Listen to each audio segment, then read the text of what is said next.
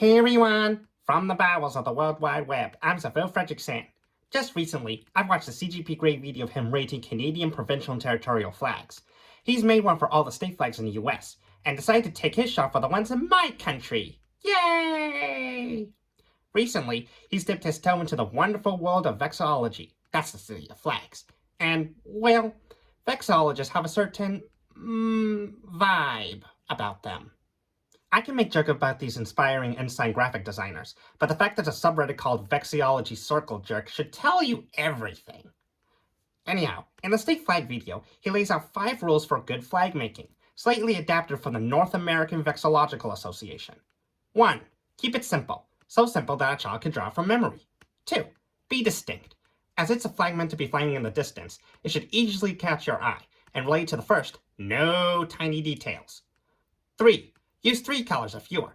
Again, have a simple color palette, but you can have more colors if you're creative with them. 4. Use meaningful symbolism. What you draw on the flag, what colors you use, and the patterns on it should mean something. And finally, number 5. No words. Absolutely no words. Do not have words on a flag. Gray adds the addendum that writing the name on the flag is an automatic fail. So if you write something like Montana on the state flag of Montana, you failed. You failed! Some people believe that the flags for a country's subdivisions should be related to each other. Like for example, Japan's prefectures that all have a soft colored banner with a bright symbol in the center. But to make it fair, I would judge Grady's analysis solely by his own rules, which doesn't have that be related rule. So with that out of the way, let's see how Grade grades Canadian flags. That was a tongue twister. He starts with our national flag, the maple leaf flag. He used this in the state flag video as a model example of meaningful symbolism, from the colors to the maple leaf symbol to the stripe layout. In this video, he further goes into detail, saying that it even coined the term the Canadian Pale, a 1:2 ratio tri-band flag with a pale, that's the middle strip of the flag, takes up half the width. And of course, it passes all the rules. Simple? Check. Distinctive? Check. Fewer than 3 colors? Just red and white? Check. Symbolism? The maple leaf? Check. And finally, no words? Check. Consequently, he graded this as an S-tier flag, as he should. And with that, we move on to the provinces. Good news for everyone, all the provincial and territorial flags follow the rule of no words, so we're clear on that. He starts off with Manitoba and Ontario. Love the old version of Tim Hortons logo used on the cup, by the way. Off the bat, he clearly doesn't like them, commenting how it uses not 1, but 2 flags in their flag, the Union Jack and St. George's Cross. Interestingly enough, he says this. I get what you're going for, and had all your siblings done the Jack in Arms, kind of like Australia, mostly, it could have been better. So it seems he weaseled that be-related rule back in. Okay, no big deal. Admittedly, it would be cool if all the provinces and territories have some consistency. But then again, the Ceylon blue for the states that he railed against is technically a consistency, if a boring one. In conclusion, Ontario and Manitoba get an F. Harsh, but understandable. I'd personally give it a C or D. Thanks for the freezies, though. Next, Nova Scotia. He correctly identifies this as inspired from Scotland's flag, since the province is Latin for New Scotland. It's a color-wrapped saltire flag with the King of Scots crest. That's an A. B tier. Huh? A B? Well, maybe it's because it uses 4 colors. Blue, white, yellow, and red, which does break the color rule. But I'd argue they know what they're doing. Now Saskatchewan! Great comments on the coat of arms, and laments that the Beaver King did not make it onto the flag. Your full version goes all out with a King Beaver atop, who sadly didn't make it onto this bicolor. I thought you liked less stuff on the flag. He notes the green and gold are the northern forests and southern wheat fields respectively, along with the prairie lily. So points for symbolism, I'd give it a B. C tier. Huh? A C? Well, yeah, it could be simpler, and I think the coat of arms knocked it down a bit for you, but again, now none of it. Honestly, this is my favorite flag out of them all, and I think it passes everything.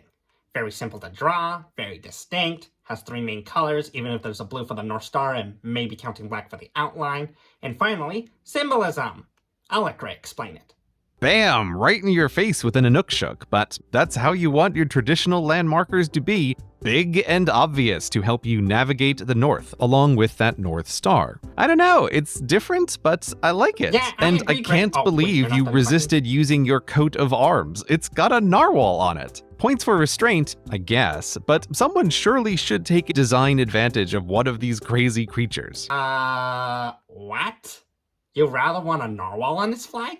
Well, I guess it'll make it look cool, but we already have the North Star and the Inukshuk. And now you want a coat of arms on this flag? I thought you wanted to keep it simple. Pretty odd thing to say. Well, it doesn't matter. To me, this flag is the best. Even with the technically 5 colors used, I'm giving it an S tier. Best in B tier.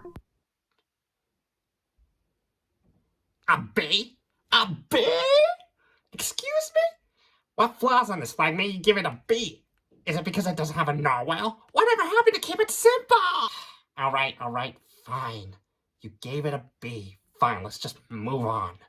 Yukon is next. Personally, it looks okay. Definitely looks busy with that coat of arms in the center, but at least there's a dog. Gray makes a big deal with the pale ratio. This Canadian pale fail hurts my OCD heart. Why? For some reason, that's the main reason for him giving it a C.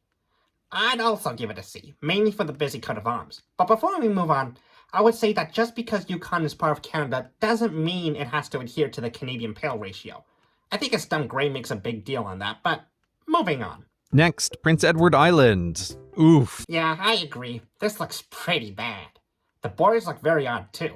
He gives it points for distinctiveness, which, it certainly is that. He gives it a D, and so do I. And the last of the territories, the Northwest Territories. Gray seems disappointed yet again because of the lack of narwhals. The missed opportunity to use the full version, which would have won most narwhals. Okay, if it's any consolation for you, Gray, the flag of the Commissioner of the Northwest Territories does use the full coat of arms with the narwhals. Anyhow, he gives Northwest Territories a C, and I kind of agree. It's still better than Yukon, so maybe a C+ or a B-. And now, Alberta, my home province, so I'll probably be biased. He calls us the state style Canadian flags because of our seal on blue template, which probably means if we had a white center, he'd give us a pass. But then he says this. Alberta, your flag is just too dull for the province that promises Northern Forever West. Too dull? Too dull? Did you completely ignore what the seal has? I do understand the bias against seals and flags, but how did you completely miss the mountains, the foothills, the prairies, and the wheat? This flag is not at all dull. It's a B to me, and I know Gray will score lower, but by how much? D tier. D tier? D tier? We're not as bad as PEI. PEI's flag is messy with its weird borders. Our flag is not bad enough to be on the same tier as PEI. How dare you? Now for New Brunswick. I kind of have mixed feelings about this one. I think it's very distinct, and I do love the limphad, that's the boat, as the main symbol, along with the lion. On the other hand, the complexity of the limphad with its oars and ropes and mini flags does violate the keep it simple rule, and it has 5 distinct colors. But then again, so did none of it. I'd give it a B, maybe a C. What do you say, Gray? I'm completely charmed against my better judgment. A tier. Against your better judgment indeed. Now, Newfoundland. Newfoundland. No. Newfoundland. It's land that's newly found. Anyhow, I know that some people might not really get this at first, but I do like this abstract flag. If I may go off tangent a bit, part of the reason for the hate towards vexillologists is that they treat the rules as gospel, and so you end up with flags that are nothing more than a bunch of lines and shapes that look more like corporation logos than real flags. Newfoundland's flag is very good at what it does. The left half is clearly inspired from the blue part of the Union Jack, when it was a colony and then Dominion up until 1949. Yes, Newfoundland was late to Confederation. The right side continues with the red part of the Union Jack, but done in a way that makes it look like a trident. But in reality, it's all done to resemble a Beothuk Pendant, to honor the now extinct Beothuk peoples who used to live on the island of Newfoundland. You can also see the Beothuk design in the coat of arms too. It's a vectorless image using 4 colors, but they know what they're doing. I'd give this an S, or an A at worst. I'm giving it a C++. C++? Why? What did this flag do to you? Oh, and he talks a bit about the tricolor flag. It's never been the official flag of Newfoundland and Labrador, so I'm skipping that one. Now behold, British Columbia. My goodness, this flag. The British part of British Columbia looks like it was squashed in MS Paint. And this sun in splendor has 19 rays, including 4 that look cropped out the bottom. Oh, and there's a crown too. Just way too much. This is a 1-2 fail for having another flag in its flag and the old complicated design. I'm giving it a D. A tier. I have no words. And finally, the French one, Quebec. It's simple, distinctive, only 2 colors, and they have the fleur de île as their symbol. Just like how Gray graded it, I'd give it an S. So that's the video. Well, not really. This one used to be a members only video before Gray unwrapped it for us with more bits in it. He does say at the end that now he would have graded the flags differently, although that is an exercise left to the viewer. On second viewing, I'd probably adjust a couple of those grades up or down now with having had more time to reflect, but I'll leave it to the series to argue about which those should be. He does apologize to BEI. Sorry, PEI, I was too hard on you. Really, I just find it really odd how it seems Gray abandoned some of his rules when grading, which results in very arbitrary grades. Like, are the New Brunswick and British Columbia flags really better than Nunavut's? And why do Ontario and Manitoba get worse grades than PEI? There doesn't seem to be that much consistency in his grading, which really puzzles me. But then again, it just shows how vexillology can be subjective. At least the 2 A-rated flags prove that sometimes you don't have to have a simple flag. Nunavut and Newfoundland show that you can have distinct simple designs with more than 3 colors, and Yukon and Northwest Territories give an example on how to make a shield on the flag interesting. Flag design is, at the end of the day, a creative art form, so there's always people having vast opinions on it. But the point of the rules isn't to treat it as a strict law, or, as JJ McCullough put it in a video coincidentally released soon after Gray's, a math problem. It's to ensure that people can see what a flag represents, its history, culture, environment. Those 3 things are what you should focus on, not if a kid can draw it or if you have words on it. Of course, it's extremely difficult to reduce an entire history and culture into one flag so simply, which is likely why so many flags look so jam-packed. But sometimes, that's okay. Would you want to summarize an entire history too simply? So to all you vexillologists out there, settle down, relax, and enjoy some circle jerking. Well, that's all for now. I'm glad I got this video before the new year. You get what you give, everyone. Bye!